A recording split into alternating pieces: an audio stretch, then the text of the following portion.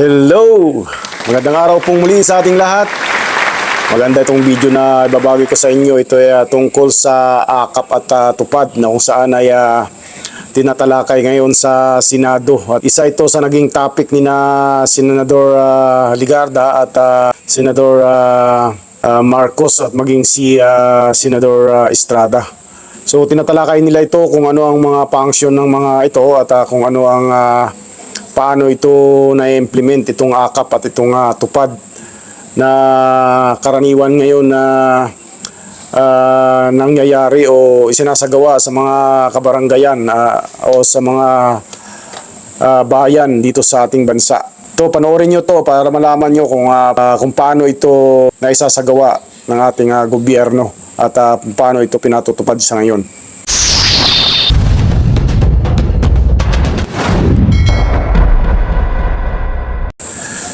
So, paano nga ba natin ma-avail itong mga programa na ito ng ating gobyerno at kung anong ahensya ang nagpapatupad ng mga ito.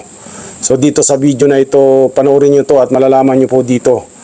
Alam niyo nakakatuwa yung akap dahil biglang sumulpot yan, wala naman sa NEP, wala naman sa DSWD budget, wala man lang sa wishlist nila, biglang sumulpot nung nakaraang taon at matapos yun, tinatanong ng lahat, ano ba talaga yung programang yan? Ang tupad maliwanag na cash for work, may trabaho.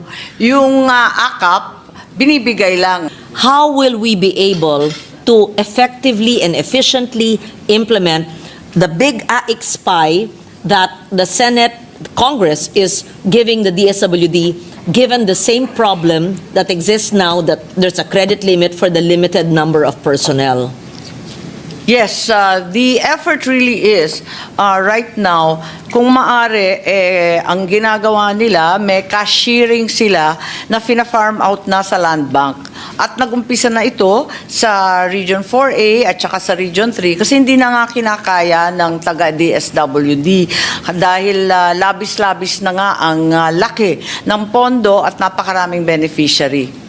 I believe this is a similar problem with tupad as well, where there's also a limitation pero on the ang number tupad of ang personnel liit-liit lang kung ihahambing compared sa to the AICs. linalabas nila kasi meron silang QRF sa disaster, madalian pa yun. May AICs, may AKAP, may sangkatutak na programa sa DSWD. AKAP is a new program, yes. Yung SOCPEN, napakalaki nun, yung social pension sa ating mga senior citizen I'll get to that. I'm glad that's ang actually- laki-laki na talaga ng Yes. programa ng DSWD, pero halos nakapako ang empleyado na permanente sa bilang ng 3,400.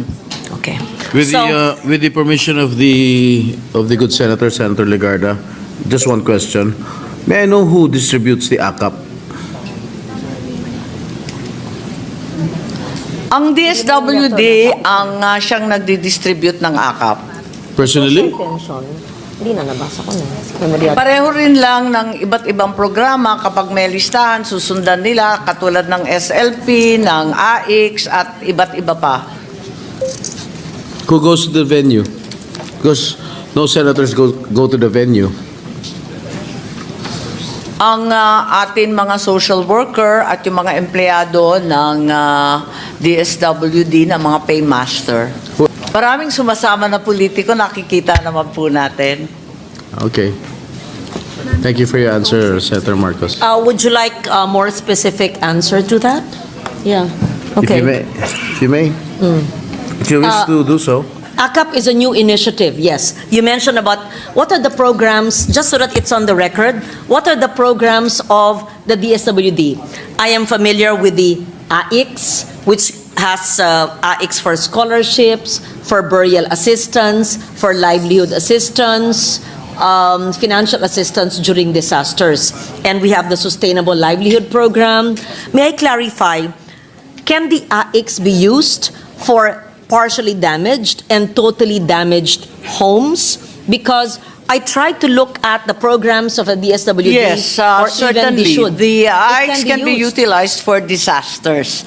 So victims of disasters can also access AICs and use it for food, for medicine, for educational assistance, and also for houses. Although the previous program for partially and totally damaged houses is now under NHA. I know that even referring to victims of Typhoon Christine, there's really difficulty. Hirap na hirap ang mga nasalanta na walang yero, walang bubong. Cash assistance ang binibigay. Oo, hindi nila Pero alam sa ang lalapit. tagal-tagal. Ang Okay, tagal-tagal sinabi na talaga. nyo, sinagot na nyo yung tanong ko, ano pong ahensya ng gobyerno ang pinaka mabilis na lapitan sa mga nasalanta na walang bubong, nabutas ang bubong, o nawala ng bahay? Sa akin po tinatanong kung NHA ba, Shelter Assistance and DSUD pero hindi rin, LGSF ba pero mabagal rin yon, o DSWD. San ho Palagay sila ko, hihingi ng pangbili ng yero? Sa hunot dulo, DSWD pa rin ang pinakamabilis. Sa bagal natin, mas mabilis pa rin. Kasi kung mag-iintay ka dyan sa NHA, hahanapin pa nila ng pera. Pakatapos kung yung NDRRMC, nagbibiroan kami, tapos na yung emergency, nag-aaral pa lang sila. So, at sasagutin ko, DSWD pa rin eh. Okay. From the time that when Christine happened 2 weeks ago, up to now, to 2 weeks, ganong kabilis po kung ang mga barangay ay nagbigay na po ng listahan ng nasalanta, partially damaged and damaged, what's the fastest time that we are able to provide housing assistance? And what is the maximum amount? Well, kapag kumpleto at buo yung listahan ng mga opisyal at na-verify ng mga lokal na mga social welfare, sa loob ng 1 linggo na bayaran sa Bicol yung mga nasalanta ng Typhoon Christine at nabigyan ng 10,000 kada isa. Sana ganun.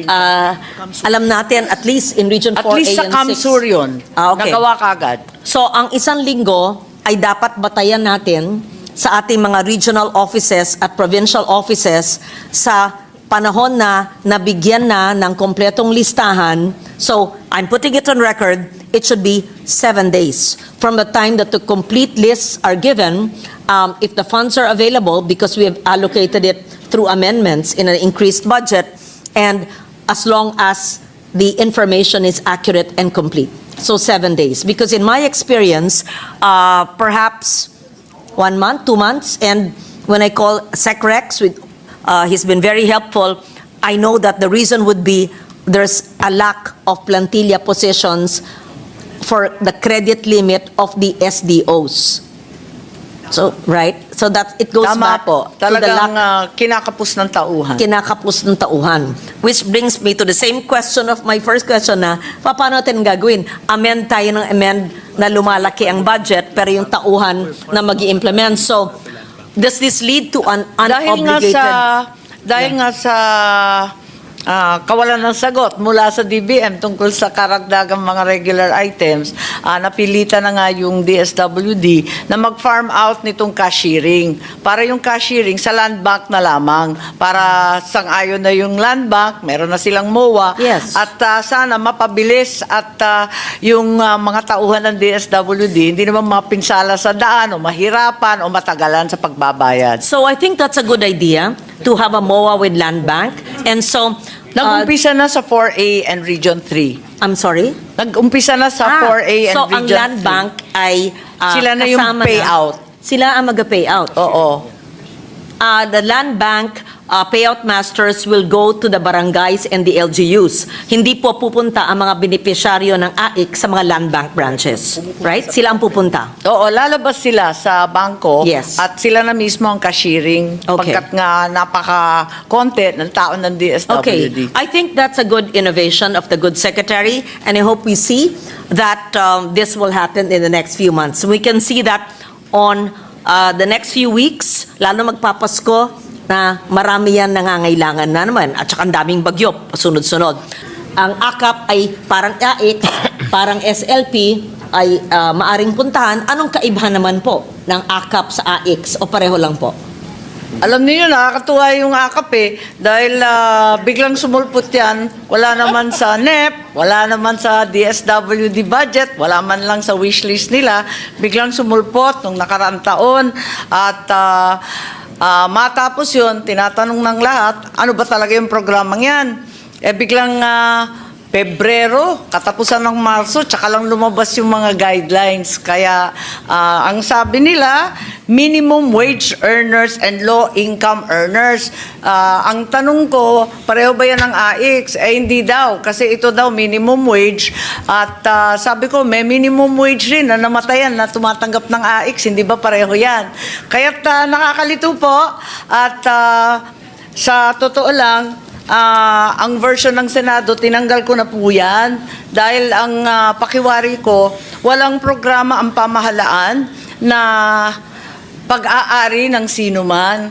Kinakailangan, lahat sumasapi dyan, at dahil dito, kinakailangan na pag-isahin na, isaayos na natin ang mga guidelines. Oh, are you saying there's no AKAP in the Senate version? Yes, I deleted it entirely. How much did you delete, Mr. President, Madam Chair? Yes, 39 billion which was added in the House version and 41 billion added for AIX. And we're saying that the 39 billion in the Senate version was reduced. And where did you put the 39 billion AKAP? Back to I AIX? leave it to the wisdom of the leadership, and I hope that during the BICAM this can be discussed. My recommendation is, while we recognize the necessity of immediate relief by direct financial assistance, it's imperative that we focus also on social protection initiatives such as those mentioned by yourself, the SLP, Kalahi Seeds, which foster long-term development and self-reliance rather than creating a new ayuda nation. Ayaw natin nun, ano? Kaya eto nga, pinopropose ko na sana dagdagan yung iba na developmental at sa kabila nun, ipagkaisa na ang AIX at AKAP para hindi na nagkakaroon ng selusan, ng turuan, ng kalabuan. Okay. I will stop at that. But to be fair, my brother is a congressman, and I've heard that he helps or joins in AKAP, and the needs of our constituents, our Kasimanwas, are also served. So thank you to the SWD. Yes, I am not familiar with AKAP. I know AIX, but whatever name of the program is, malaking tulong po. Tuwing meron pong darating dyan na DSWD, AIX at Paymaster, nakangiti po ang mga nahihirapan na ating mga kababayan. So, Tama I will po leave it yun. at that. Kaya It's not sang-ayon for po me. ako Yeah. na sana pag-isahin na yung pondo para malaking malaki, lahat ng hihingi, mabigyan ka agad, wag na natin paghiwalayin, wala nang turuan, wala nang sisihan, wala nang akuhan na amin lang to, wala nang ganun. Basta may pondo dyan, handa para sa nangangailangan. Ganun lang kasimple. Isahin na natin at sana madali na natin kunin para sa lahat ng target beneficiaries, all persons subsisting below the poverty line, unemployed, formally employed, self-employed, seasonally, periodically employed, those in crisis or emergency situations such as severe, extended illness, disability, death in the family, working in economically hard-hit sectors, victims of natural, man-made disaster, calamity, pandemics, war, or other violence. And it shall be used for food, nutritional, medical, funeral services, educational, livelihood, and other financial assistance. Thank you very much to the Chair for your very comprehensive answer to my question on the programs of DSWD. And I will probably initiate piece of legislation to institutionalize at least one program, the SLP, assuming that no one has filed that yet. But thank you so much, Madam Chair, for for all the information that you've given. And At sana sumportahan rin ninyo itong kung ano man yung pangalan niya, kung AX o AKAP o ano man pangalan na Yes. bago mahanap natin, sana suportahan rin ninyo ang pagkakaisa nitong pondo at institutionalize na dahil malaking tulong sa ating mga kababayan. I will leave it to the better judgment of the chair and the leadership, and I would like to thank Secretary Rex Gatchalian, who is just always half a call away. He answers the calls right away, and if he misses it, he's on a flight, he will text and call you back. That's the epitome of a public servant. So thank you also to all in the SWD, especially the 4A and the 6 and everybody in the regions. Thank you. Thank you, Senator Legarda. Before I recognize the majority leader, only one question, Senator Marcos. What is the difference between AKAP and TUPAD? Because you were saying a while ago, minimum wage. AKAP po and TUPAD. Yes. Ang TUPAD nasa DOLE. Yes, I know. Hindi siya Yung sakop ng DSWD. Ang binibigay niyo ba sa AKAP, minimum wage din? Kasi sa TUPAD, under DOLE, ang binibigay minimum wage. Kung saan ka, kunwari sa Metro Manila, 700 plus, yun din binibigay per day, pero magtatrabaho kayo. What is the difference between AKAP and TUPAD? Ang TUPAD maliwanag na cash for work. May Yes. trabaho. Yung AKAP, binibigay lang. Magkano po binibigay? Based sa menu ng pangangailangan. Yung iba't iba, yung burial assistance, medical, hospital, kung What is the ano-ano. maximum amount that you can give an individual? Ang maximum 10,000. At sinasabi natin na kinakailangan malimitahan sa 6 na buwan. Minsanan lang ang bigay. One time, big time. Pero maximum nga 10,000 pesos. What is the minimum that you can give from the funds of AKAP? Ang minimum, pangkaraniwan, 2,000, 2,000.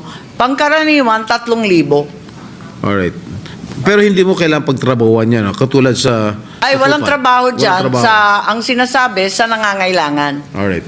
Thank you very much for enlightening this representation. Gustuhan mo ang video na ito, paki-like at paki-share na rin. At kung hindi ka pa nakapag-subscribe dito sa ating channel, subscribe nyo na po yan at pindutin lang ang subscription button kasama ang notification bell para updated ka sa bawat video na ina-upload natin dito sa channel na ito. Salamat pong muli sa inyong patuloy na panonood. Abangan nyo pa ang mga video na ating i-upload dito sa channel na ito. Mabuhay po kayo and God bless po sa ating lahat.